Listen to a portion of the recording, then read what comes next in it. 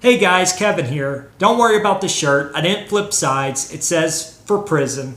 It's just an old shirt from last election. Guys, what I want to talk about today is so important and it's shocking. A lot of you guys won't believe the stuff we're going to talk about, but it needs to be said.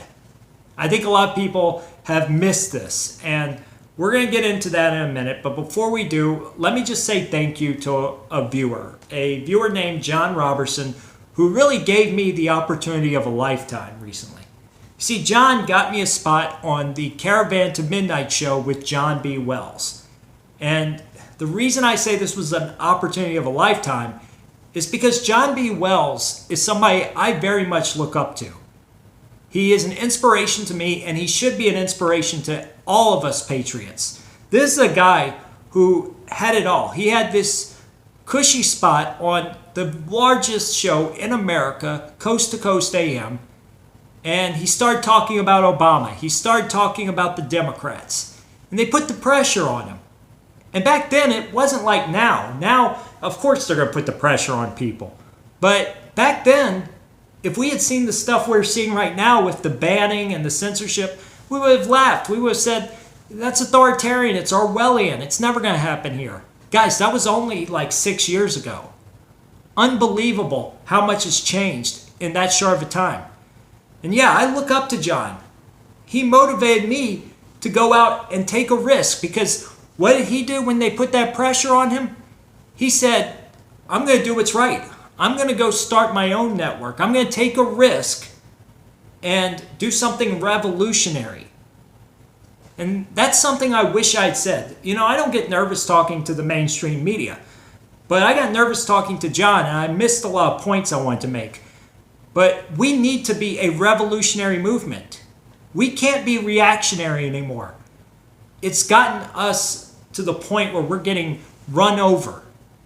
And the only way we are going to win this is if we become revolutionary. The left, they've been revolutionary for decades. And that's what I wanted to talk about on the show with Jon, but we got into a lot of other stuff too. But really, I prepared to talk about two groups. The root of everything we're seeing now. The Frankfurt School and the Fabian Society. Guys, these two groups are responsible for so much of what we're seeing right now. And this is something I really wanted to get into with John B. But when you trace back all of these problems we're facing, whether it's radical environmentalism, which was born of the Fabian Society, cultural Marxism and critical theory, which were born out of the Frankfurt School, the deep state, a product of the Frankfurt School, the eugenics movement, mass migration, all back to the Fabian Society and its founding members. People like Frank Podimore, George Bernard Shaw, H.G. Wells, Sidney Oliver. These were very influential people in Great Britain, very wealthy people.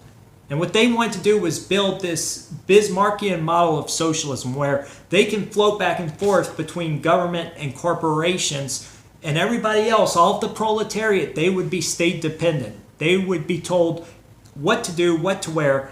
Their whole lives would be governed by the state. And George Bernard Shaw, one of the founding members of the Fabian Society, he said this. He said, under socialism, you would not be allowed to be poor.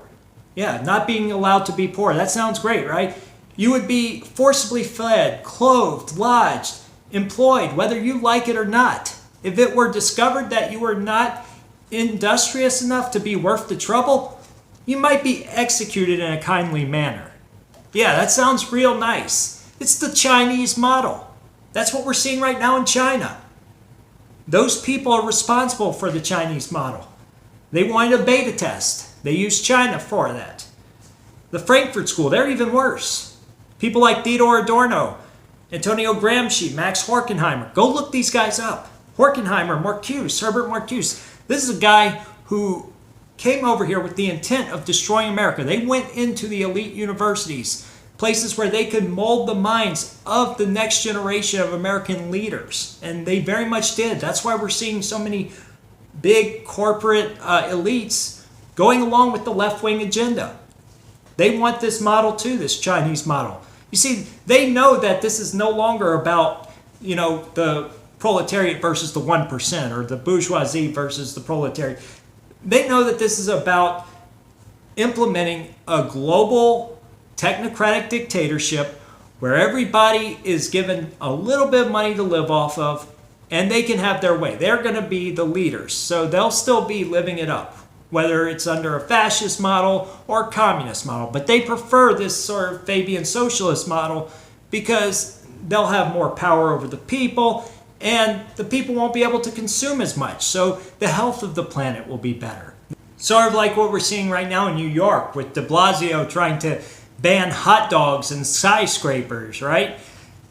Guys, this is scary stuff, and these people are dead set on getting their way. And they've been at it for a long time. So yeah, we need to be a revolutionary movement, and we need to play the long game as well as prepare for the short game if that happens. And it looks like it very much could happen. John B. Wells asked me, what are the chances that we are going to have a civil war in this country? I said, I think it's about 50-50 right now. But then I saw the headlines right after I finished the interview for the day, and the stuff with Paul Joseph Watson banning conservatives more and more right before the election, especially these big Trump supporters, Mike Cernovich, Laura Loomer. It's almost like they're trying to silence the opposition.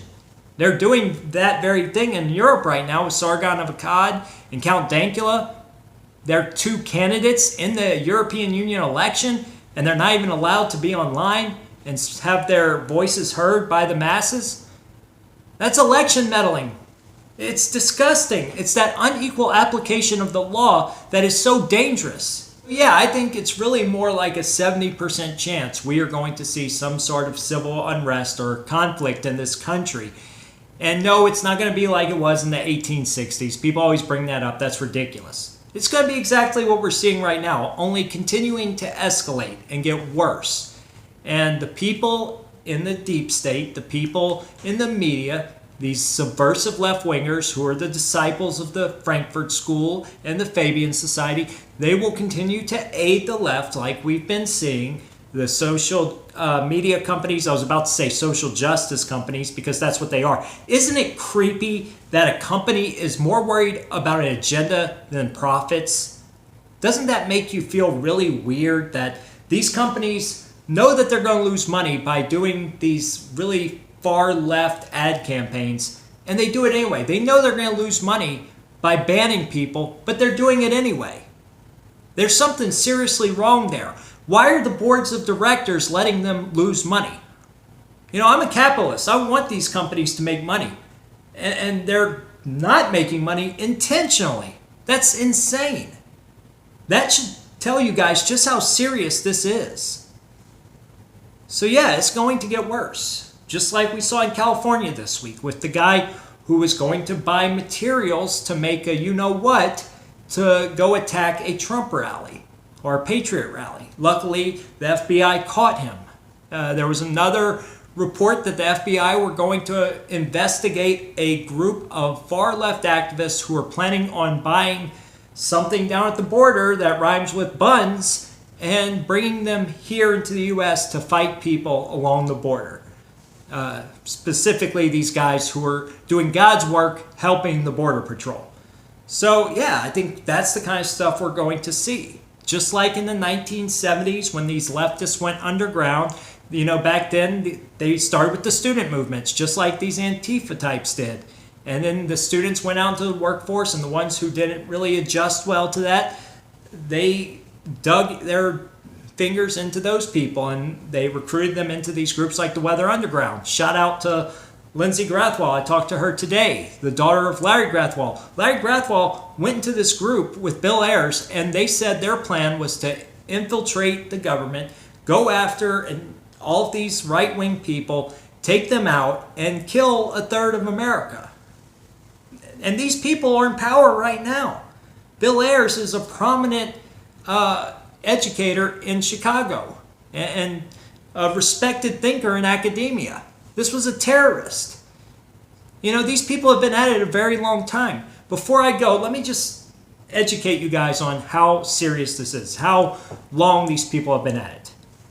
McCarthy was right, guys. Back in the 1950s, a guy named Duncan Lee was accused of being a communist subversive.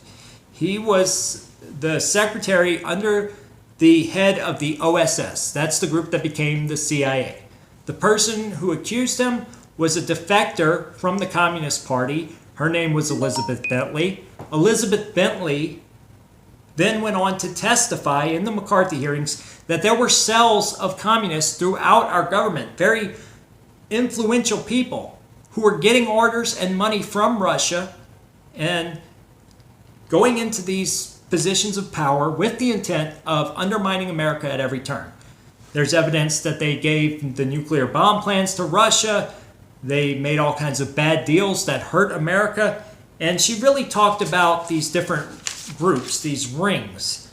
Another guy who also testified, Whittaker Chambers, told them that there were 3 specifically powerful rings of communist subversives in our government back then. One was called the Ware Cell, run by Howard Ware from the Department of Agriculture. One was the Silver Cell, run by Nate Silver from the Farm Security Department. And then there was the Perlow Cell, run by Victor Perlow from the Treasury.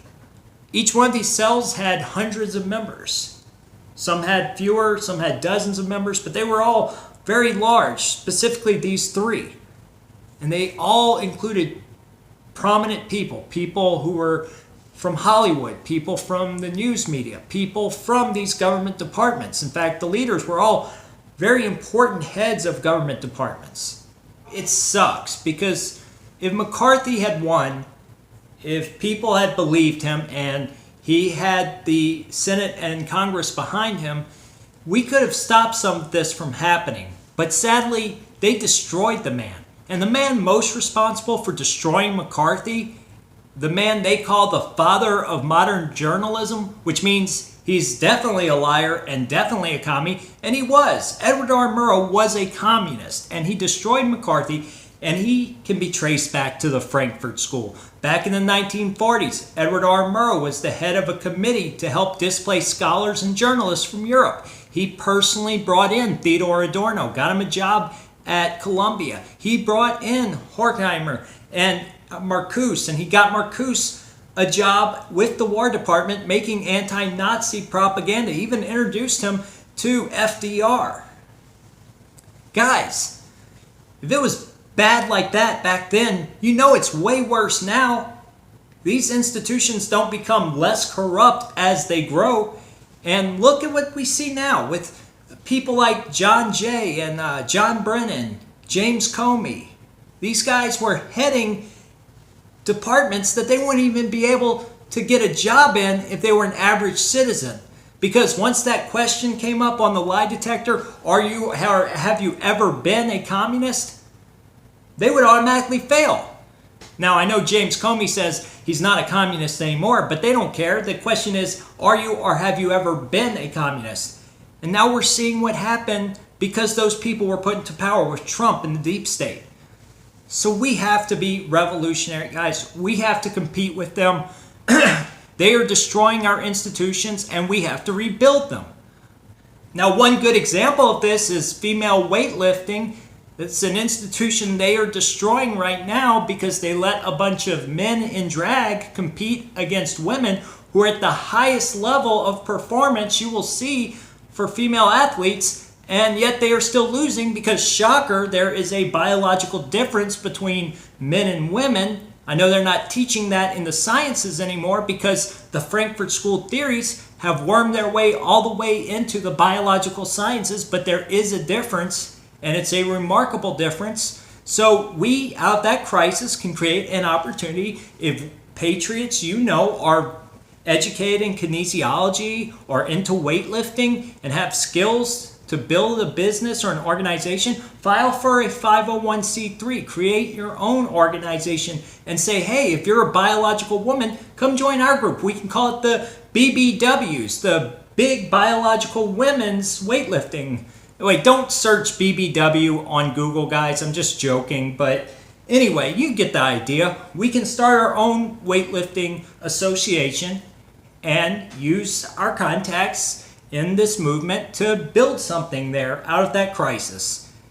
And so that's what we have to do. Attain skills, work with each other, seek power and use that power responsibly. And guys, by sharing this video, you are also helping.